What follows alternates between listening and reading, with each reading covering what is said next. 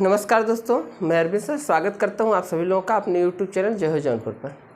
चलिए, पिछली वीडियो में हम लोग कबीरदास जी को देख लिए, कबीरदास की साहित्यिक रचनाओं के बारे में देख लिए, उनको साहित्य को क्या क्या योगदान दिए भैया, वो सब चीज़ें देख लिए। आज हम लोग देखेंगे भैया तुलसीदास जी के बारे में। और जहाँ तुलसीदास जी की बात आती है भाई, वहाँ रामचरितमानस की चौपाइयाँ याद आने लगती हैं कि जाकर रही भावना जैसी प्रभु मूरत देखी तीन तैसी, सुफल मनोरथ हों तुम्हारे। चलिए, आज यहीं से हम लोग शुरू करते हैं। किसके बारे में भैया? तुलसीदास जी के बारे में। अगर तुलसीदास जी के जन्म के बारे में देखा जाए भैया, चलिए, अगर इनके जन्म की बात की जाए तो इनका जन्म कहाँ हुआ था भैया? बांदा जिला में हुआ था। ये बांदा जिला पड़ता कहाँ है भैया? उत्तर प्रदेश में पड़ता है। अच्छा, कब हुआ था भैया? बांदा जिले के राजापुर गांव में हुआ था, राजापुर में। और कब हुआ था? तो संवत 1589 में, विक्रमी संवत। ध्यान दीजिएगा, अगर सन की बात करेंगे तो हो जाएगा भैया 1532 ईस्वी। क्यों? क्योंकि इसमें 57 घटा देंगे तो क्या हो जाएगा भैया? ईस्वी में आ जाएगा। एक किसकी बात करता है भैया? जन्म की बात करता है। किसकी बात करता है? तो जन्म की बात करता है। अच्छा, कहते हैं भैया कि संवत 1589 में जागा राजापुर भाग, हुलसी ने तुलसी को जाया, जो हिंदी का अमर सुहाग। नाम राम बोला था, राम नाम जन्मत तत्काल, पिता आत्मराम देखकर बालक को हो गए निहाल। पर जब पाया जन्म मूल में, उपजा मन में कुछ आभास, त्याग सौंप दिया मुनिया को, मुनिया दीन्हा नरहरिदास। पालित पोषित शिक्षित होकर से सनातन से पा ज्ञान, निज पत्नी रत्नावली से पा राम प्रेम का सौरभ मान। काशीवास किया होकर के राम स्नेह सागर मिलीन, आ करके फिर हिंदी जग में रामचरितमानस मर्दीन। अच्छा, अगर इनके बारे में देखा जाए, कहते हैं संवत 1589 में जागा राजापुर भाग। संवत 1589 विक्रमी में इनका राजापुर में इनका जन्म हुआ था भैया। अच्छा, राजापुर बांदा जिले में पड़ता है, बांदा जिला उत्तर प्रदेश में पड़ता है। अच्छा, कहते हैं हुलसी ने तुलसी को जाया। इनकी माता का नाम क्या था भैया? तो इनकी माता का नाम क्या था भैया? हुलसी। हुलसी ने तुलसी को जाया, जो हिंदी का अमर सुहाग। राम नाम बोला था, राम नाम जन्म तत्काल। तुलसीदास जी का जन्म जैसे हुआ था भैया, वैसे राम राम कहने लगे थे, इसलिए बचपन का नाम इनका क्या पड़ गया? राम बोला। राम नाम जन्म तत्काल, पिता आत्मराम देखकर बालक हो गए नहीं। इनके पिता का नाम क्या था भैया? आत्माराम दुबे। यानी पिता कौन थे भैया? आत्माराम दुबे। लेकिन एक चीज ध्यान दीजिएगा, पर जब पाया जन्म मूल में, उपजा मन में कुछ आभास। यानी इनका जो जन्म, पहले तो माना जाता है तुलसी बाबा जब भैया इनका जन्म हुआ था, तो जन्म के समय ये 8 वर्षीय बालक की तरह थे।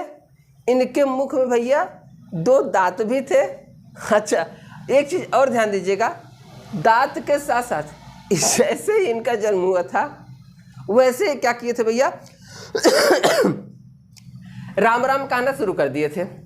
अच्छा, ये राम राम कहना शुरू कर दिए थे भैया और उठ के बैठ गए थे। जन्म के उपरांत इनकी माता का देहांत भी हो गया था।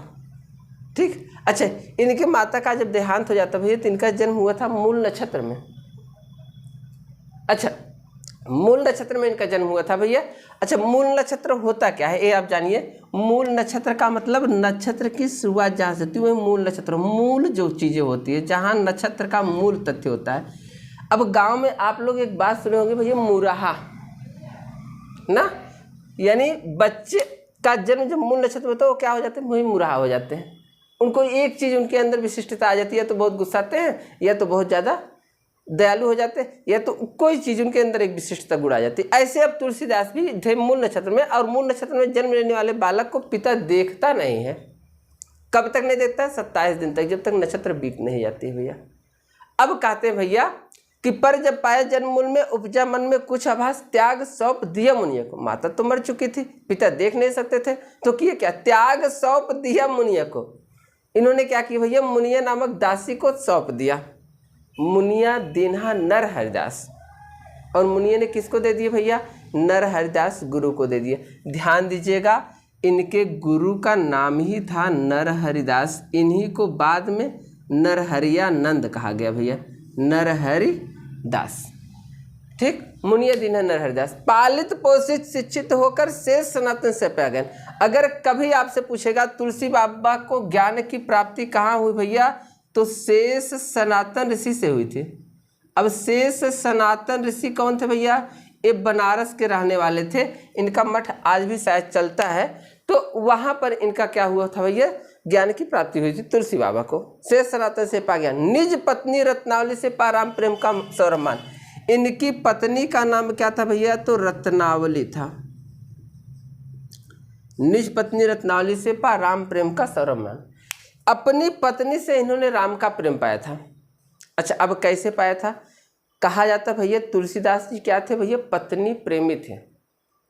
अच्छा, पत्नी प्रेमी होता क्या है, जो स्त्री अपने पति से प्रेम करे भैया उसको पति प्रेमी बोलते हैं। जो पति अपनी पत्नी से प्रेम करे उसको पत्नी प्रेमी बोलते हैं। जो स्त्री पति के लिए व्रत रखती हो उसको पतिव्रता बोलते हैं। और जो पुरुष स्त्री के लिए व्रत रखता हो उसको पत्नी व्रता बोलते हैं। जिस स्त्री का पुरुष बाहर चला गया हो उसे भैया आगत पतिका बोलते हैं। जिस स्त्री का पुरुष मर गया हो भैया उसको विधवा बोलते हैं। जिस पति की पत्नी मर गई हो उसको विधुर बोलते हैं। अच्छा, जिसकी 2 पत्नियां हो उसको द्विपत्निक बोलते हैं भैया। अच्छा, और जिसकी सौत हो उसको सपत्नी बोलते हैं। तो इन सब चीज़ों को आप ध्यान दीजिएगा, ठीक। तो ये भैया क्या थे भैया, पत्नी प्रेमी थे, यानी अपनी पत्नी से बहुत प्रेम करते थे। अब होता क्या है, एक दिन ये भिक्षाटन के लिए गए थे और वहाँ पर इनके पत्नी का भाई आता है, इनके पत्नी को लेकर चला जाता है। अब जब ये वापस आते हैं भैया तो पत्नी को नहीं पाते हैं, शायद यही समय रहा होगा, नदी भी बड़ी हुई थी, तो पत्नी को नहीं पाते। पड़ोसियों से पूछते, पड़ोसियों ने कहा कि भैया भाई आया था, लिवा के चला गया। अब जब लिवा के चला गया भैया तो ये उसी जिस वेशभूषा में थे उसी वेशभूषा में ससुराल के लिए निकल जाते हैं। और रास्ते में पहुंचते हैं तो नदी बहुत बढ़ी हुई थी। अब नदी बढ़ी हुई थी तो आप समझ सकते हैं ये बारिश का समय था, ठीक। अच्छा, अब इनको एक मुर्दा बहता हुआ दिखाई दिया। अब इन्होंने सोचा कि मेरी पत्नी ने मेरे लिए नाव भेजा है, शाम का वक्त था, ठीक से दिखाई नहीं दिया होगा। और आप तो ऐसे भी जानते हैं प्रेम में इंसान क्या होता है, अंधा हो जाता है, कुछ दिखाई नहीं देता है। प्रेम अंधा नहीं होता, प्रेम में इंसान अंधा हो जाता है। अच्छा, अब अंधा होने का मतलब आँख का सूर तो होगा नहीं, ठीक। अब होता क्या, आगे आप समझदार हैं।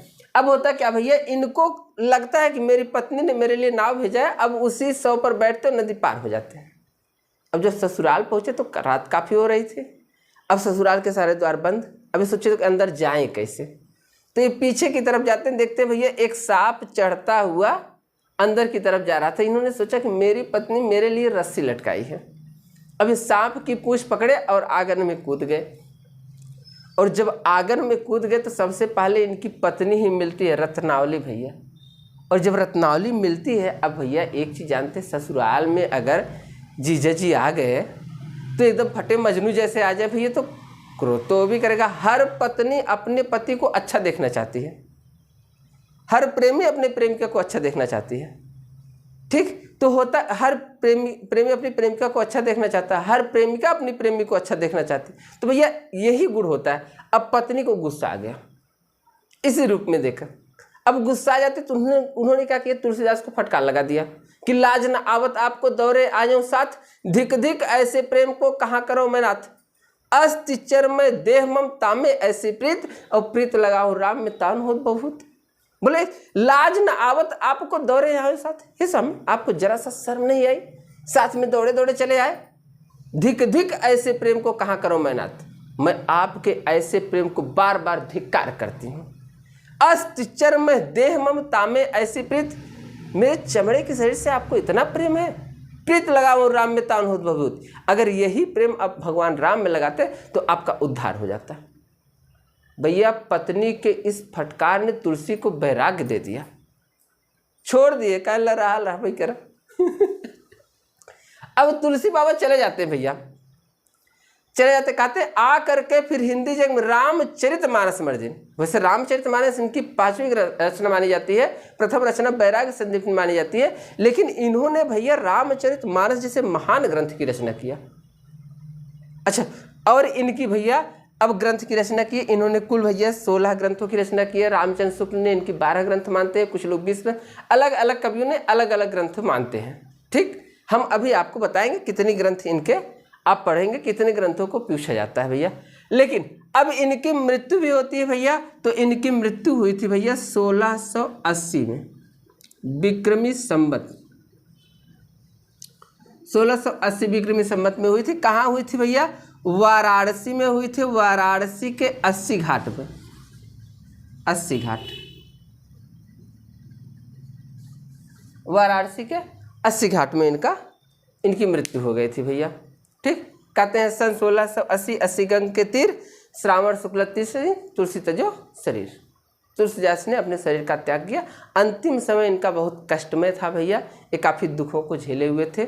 ठीक, कुछ लोग मानते हैं कि अंतिम समय में इनको कुष्ठ रोग भी हो गया था। अब इनकी साहित्यिक रचनाएं बचती हैं, साहित्यिक योगदान बचता है। कल हम लोग फिर आते हैं भैया एक इनकी साहित्यिक योगदान को लेकर के। ठीक, तो अगले वीडियो में हम इनकी साहित्यिक योगदान को देखते हैं। बाकी सभी लोग भैया, अगर चैनल अच्छा लगता हो, वीडियो अच्छी लगती हो और हम थोड़े से अच्छे लगते हो, तो एक बार लाइक करिएगा और सब्सक्राइब करके आगे प्रेषित कर दीजिएगा। धन्यवाद भैया।